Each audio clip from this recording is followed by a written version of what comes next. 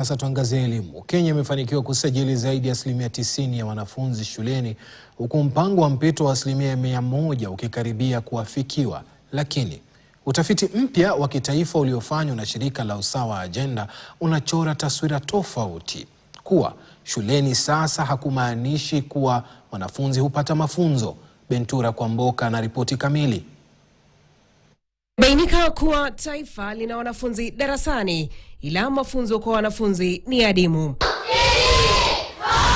Ripoti mpya ya shirika la Usawa Agenda linaonyesha kuwa wanafunzi 3 kati ya 10 wa gredi la 7 hawawezi kusoma kazi za somo la Kiingereza za gredi la 3, na katika gredi ya 9 mwanafunzi 1 kati ya 5 bado hawawezi kusoma na kuelewa hadithi ya Kiingereza ya gredi la 3. 2, almost 3 in 10 children are exiting this important step, having not achieved these competencies. Kitaifa, asilimia 27 ya wanafunzi wa gredi la 7 hawawezi kusoma na kuelewa hadithi ya Kiingereza ya gredi ya 3.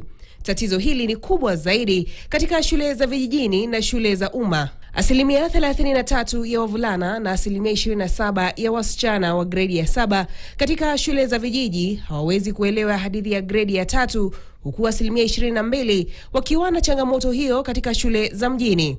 Hata katika shule za kibinafsi, wanafunzi 17 kati ya 100 wa gredi ya 7 hawawezi kusoma vitabu vya viwango vya gredi ya 3. Katika somo la hisabati, taswira ni ile ile. Asilimia 33 ya wanafunzi wa gredi ya 7 hawawezi kutatua hesabu za gredi ya 3, huku kitaifa asilimia 41 ya wanafunzi wa gredi la 7 wakiwa hawana ujuzi wa kimsingi wa kusoma au kuhesabu. Changamoto hiyo inaonekana ikikithiri zaidi hadi shule za upili, ambapo takriban wanafunzi 3 kati ya 10 wanaojiunga na shule za upili hawana ujuzi wa kimsingi wa kusoma na hisabati. There will be massive ripple effect in terms of this person being incompetent, occupying an important position. Asilimia 18 ya wanafunzi wa gredi ya 9 bado hawawezi kusoma na kuelewa. Asilimia 22 wakishindwa kutatua maswali ya hisabati ya gredi ya 3. Policies have certain level of aspiration, and our aspiration is to get